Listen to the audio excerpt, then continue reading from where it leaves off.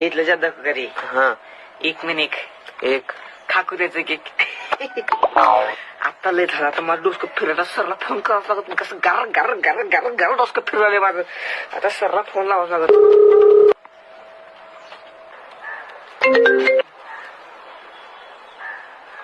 अरे मी तुलाच करा म्हणालतो फोन. बोला की मग सर.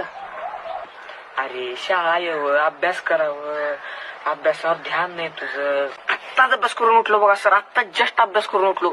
जेवढा शाळेत उठला अभ्यास होणार तेवढा घरात उलट.